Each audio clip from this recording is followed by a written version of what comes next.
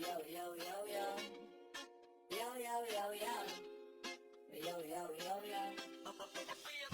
kalsada simula't dulo, bakit laging may butas puno sa infra? Di ba't kayo na ang nagbukas papel na pirmado? Di mo na mabilang ang zero, pero ang proyekto hanggang ngayon parang naglalaro. Ang budget na bilyon, di raw sapat sa serbisyo, pero ang inyong bulsa biglang nag-iba ng dimension. Tayo ang pumipila, naghihintay ng ayuda, kayo sa aircon nagbibilang ng pangregalo sa wana. Pila sa barya, ang tunay na presyo ng serbisyo, hindi sa buwis kundi sa lagay na tinago. Bawat singkong nawawala, barya sa inyong pala, dahil ang kaban ng bayan. ATM na walang limitasyon, sabi nyo para sa bayan, pero ang totoo para sa sarili. Walang konsensya, walang hello.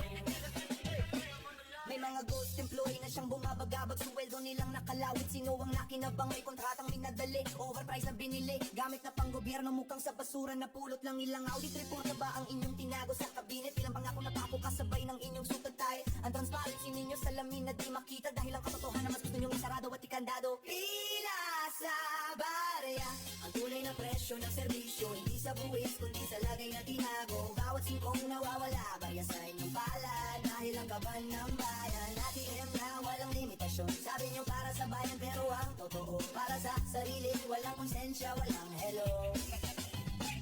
Kaya't sa susunod na botohan, mag-ingat na sa pangalan.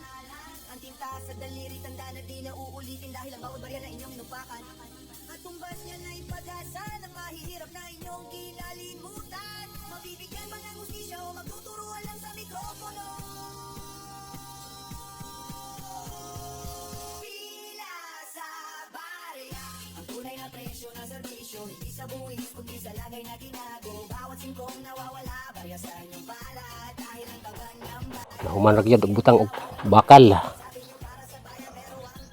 Hindi man perfect pagkabuan butang, pero ayos na ayos ito. Di naman makikita yan sa ilalim kasi lalagyan ng flooring naman yan. Flooring na lang kulang para matapos. Ano na siya kung finished product sa paglagay ng graba at bakal.